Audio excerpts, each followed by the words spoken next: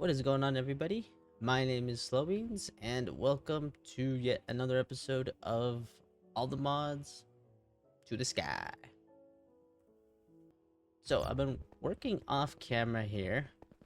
We've upgraded our Eclipse Alloy suit. We pretty much got every single thing for the boots here: step assist, jump boost, a ground stomp, which I'm not entirely sure what that even does. We negate fall damage and earthquake.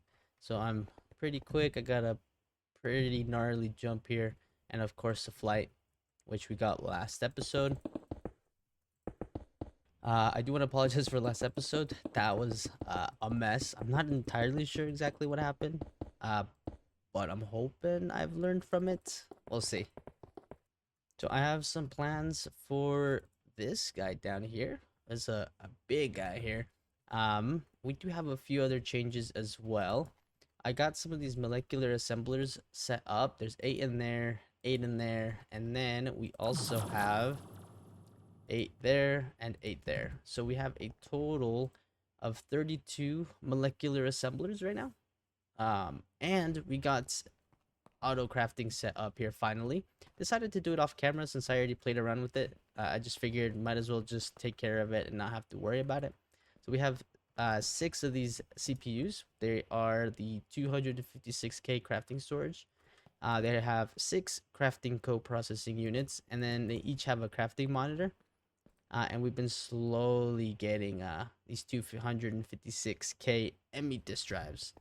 But we have a bunch of stuff here set up for us. But it's been really fun just getting all this set up. Like for example, this guy.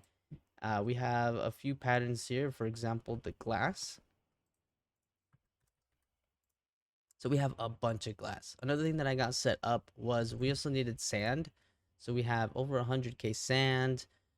We have 190K gravel, and even dust for some reason we have a whole bunch. And that's simply because if we head back here, I set up this guy. This guy is just our resources. So this we have a few hammers here. This one's doing gravel, sand, and dust, and then it's going straight into our ME system. We're also doing some lava that's going into our ME. So we have 6,000 buckets of lava, and then it's also doing some water here. Other than that, I've also started playing with this Ars Nouvelle.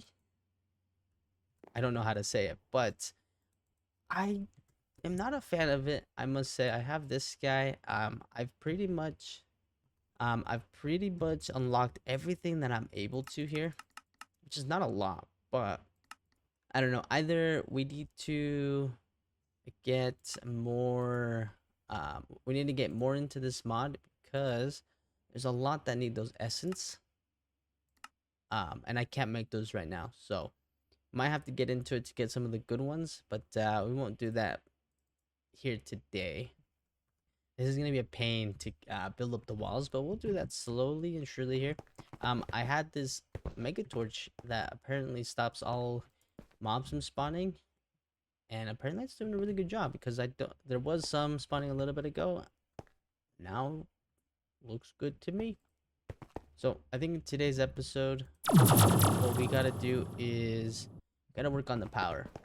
I had to put another one of these magmatic generators, just not able to keep up, and because I added another one, I had to add another 7 porcelain crucibles here. So this is starting to look kind of ridiculous here. We can't keep expanding like this. So we're gonna figure something else out, and lucky enough, I have set up some patterns for Extreme Reactor. In fact, we've even gotten some started here. So we have this reinforced reactor casings. We have a few of these. Oh, those are the basic ones. We want the reinforced. So I don't know much about them, but we're gonna try them out and see if we can get them to work here. But we're gonna actually break this. I'm not entirely sure how big to make it, but I think this is gonna be our middle of it, and I want it to be fairly big. I don't want to worry about power for a long time. So let me figure this out here. So I just dug out this area here. Whoa. I'm gonna try to do this without having to look at the guide here. I'm fairly comfortable. I think I know what I'm doing, but we'll see. Bring that up a little bit here. I think so far we're doing pretty good. We're gonna put the controller right there. We're gonna make 100 of these fuel rods. Yeah, they're the right ones. Okay, and then we'll make a redstone port. We'll make a tap. Okay, so we're still making a few things here, but we got, let's see. From what I understand here, we'll take those and I think we're supposed to do like a zigzag. I think that's what it's called. And I think if I remember correctly, we might be able to use diamonds as a coolant. I think it's something like that. And then we just need to build it up. So let me see if I can. See if it'll let me here. Oh, come on. And then let me do these. Okay, so I have built this all the way up. I think so. We have a few of these, which I'm pretty sure these will go on top. I believe we just need to put these guys in. So we have reactor solid axis ports. So we have the axis and the injection. We'll do this on the left side here. And we'll do a redstone port just on this side. But I believe that should be everything that we need. So we should be at 99% full here. I think we should be good to turn it on. Ooh. That's a lot, I think.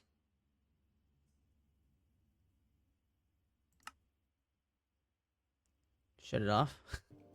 This is staying at 100%. This unfortunately isn't working anymore.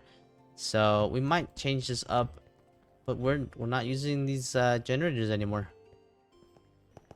So it's been a minute. I've been kind of working on it.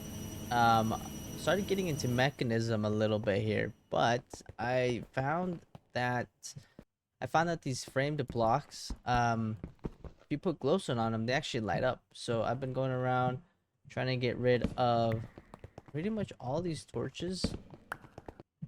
So this room now is torchless. I think that's pretty cool. And from underneath too, it kind of lights up so it doesn't look dark like this one. But yeah, it looks pretty good. I'm gonna do it for the whole base. It just takes a long time. But like I said, I started getting into mechanism here a little bit.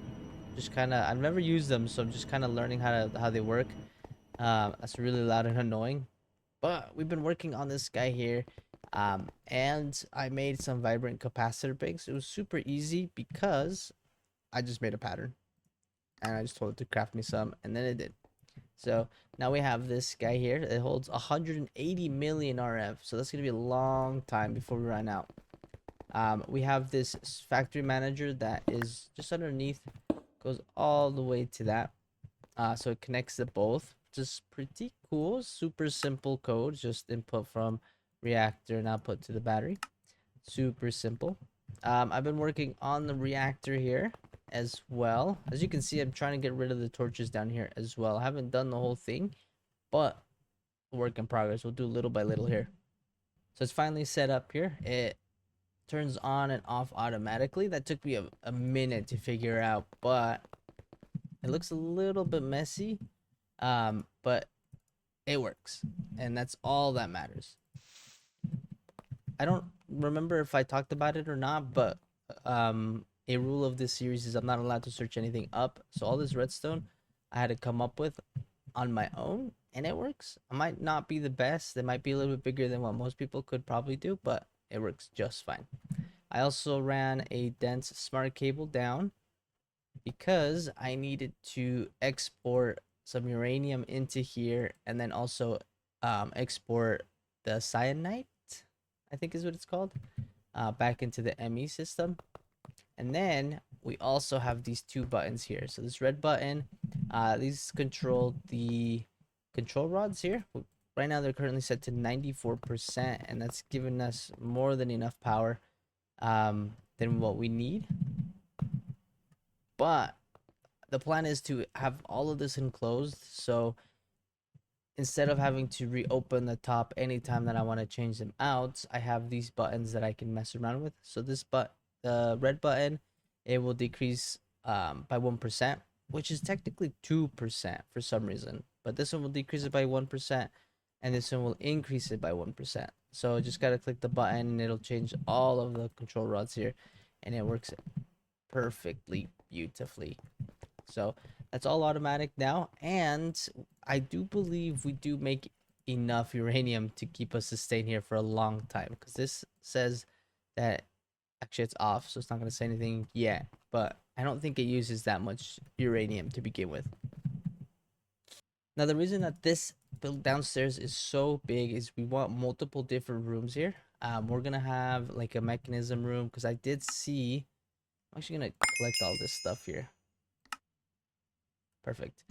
If I did see that on mechanism, we have tier 1, tier 2, 3, and 4 of the ore processing, and we really need